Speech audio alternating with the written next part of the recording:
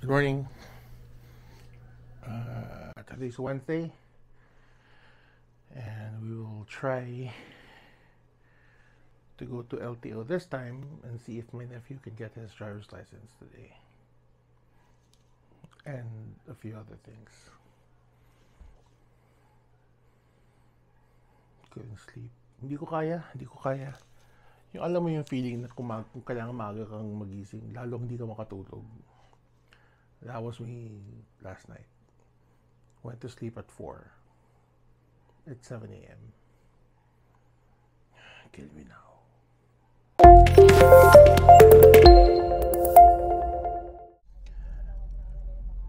Good morning. We're back out on the road. Just need to stop by the gas station to get some gas. Yeah. Hope and pray that things go well today, especially for my nephew. Nakailang basta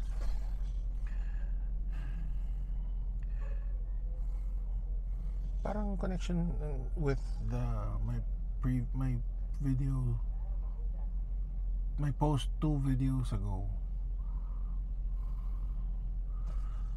Bakit yung mga government agencies, like in this case LTO, they are not as streamlined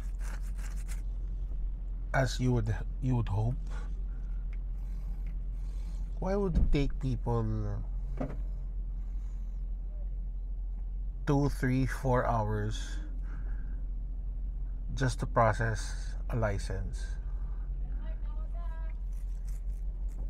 In other countries, the way that they talk about when they say nagkukuha ng lisensya o magre-renew ng lisensya, it's as if dadaan ka lang ng supermarket para bumili ng gatas. You know what I mean? But here, punta ka ng LTO, punta ka ng DFA, punta ka ng minsan pa nga, pati bangko, punta kang bangko. It takes hours to process something. Hindi ko maintindihan. Nakakaasar.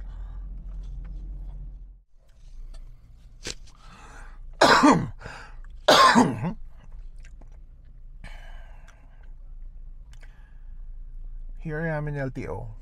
Pero napaisip lang ako.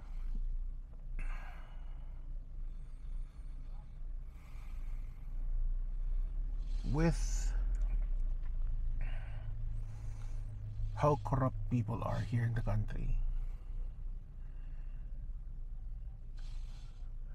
it's going to be difficult to shift an entire nation into EVs or electric vehicles, kasi you have like the gas companies who are clearly benefiting from everyone, and you'll expect them to do something to prevent everybody to go to sustainable energy. Parang na-imagine ko na like the gas companies like Shell, Caltex, Petron, they'll stop at nothing para hindi sila mawala. They will do something to make sure that they will still be relevant even if marami na electric vehicles dito sa Pilipinas. Unless they think ahead and slowly shift into selling electricity. Like in Singapore, si Shell, a lot of the Shell stations there already have a portion of their lot to sell electricity for EVs. If the companies here think about that and start transitioning their stations to offer DC fast charging, then tuloy pa rin yung brand nila, that they will still be relevant and still be and everybody happy. I sure hope that the Philippines would transition into electric vehicles. Kasi it would be beneficial for everyone eh. Pollution, tapos kunyari, yung bahay mo, sinetapan mo ng solar system. Even the pinaka minimum na solar system na yung wala pang battery, you will be getting electricity during the daytime lang. Laking tipid din yun pa rin.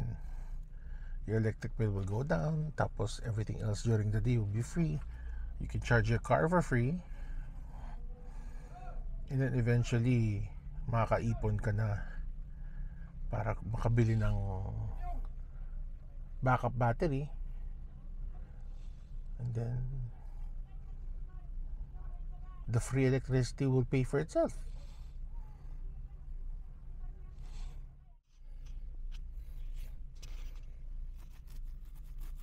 Parang looking at the previous video, parang ang pangit ng audio nitong mic na to.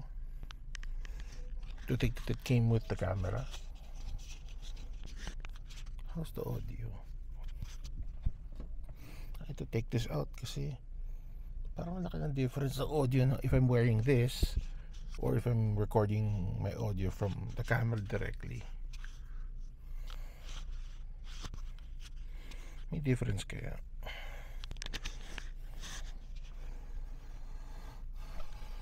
Let me know if this is better.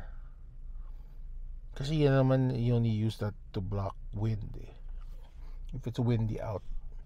So this should be fine in this kind of setup, diba? Napaisip lang ako at how much technology has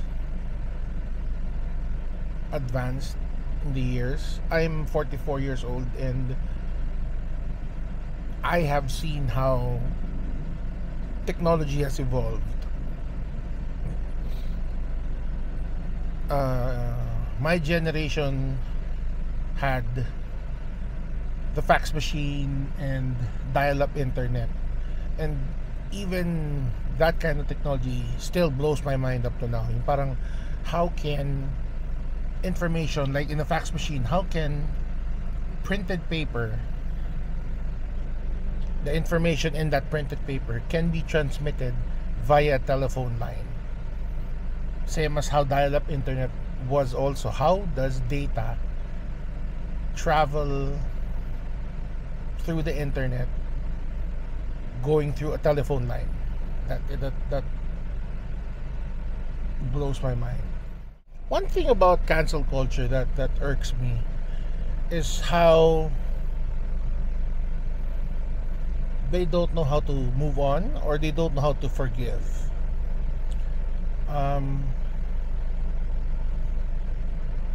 I like what a friend posted in Facebook. Let me just read it back para I won't say the wrong words. Just because you did something wrong in the past doesn't mean you can't advocate against it now. It doesn't make you a hypocrite. You grew. Don't let people use your past to invalidate your current mindset. Growth. Embrace it.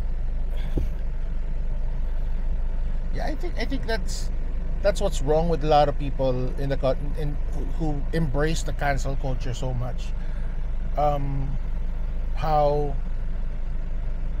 they don't know the impact that they make in destroying somebody's livelihood for a tweet that they made 10, 12 years ago, which they would probably have forgotten by now. And they would call that person a hypocrite or plastic, or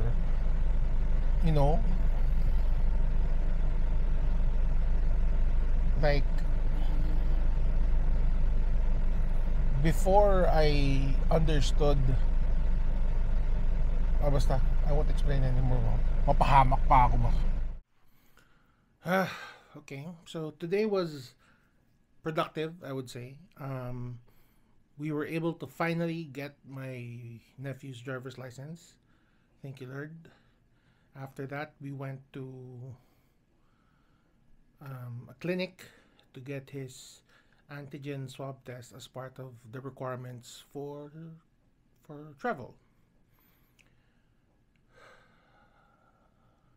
I'm glad because, well, it's it's the wait time is what got me tired.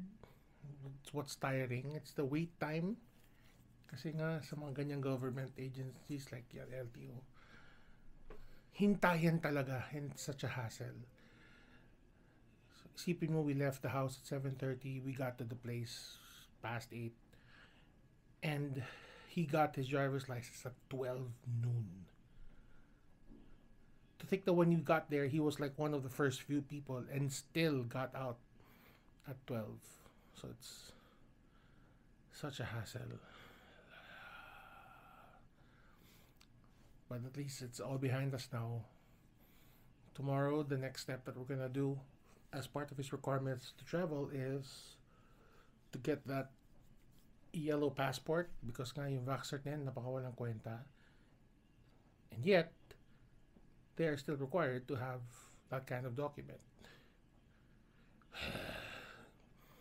We'll be in McKinley because that's the closest branch that we could book the soonest. Wish us luck. Pray that we could get the certificate before the flight. And yeah, okay na. Well, the travel tax, I just learned that that doing the online payment for the travel tax is reliable and the airlines will accept it. So we're gonna take that route. Para pagdating sa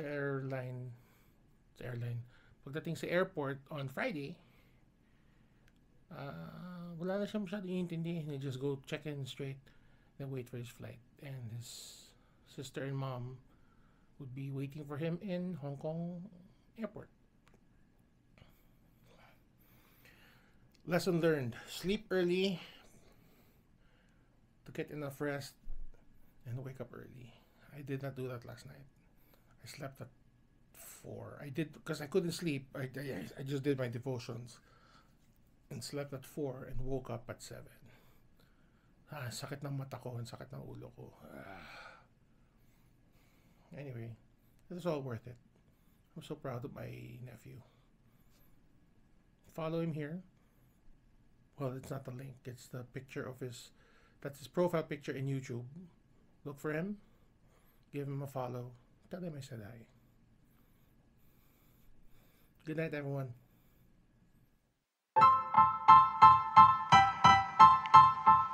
Style.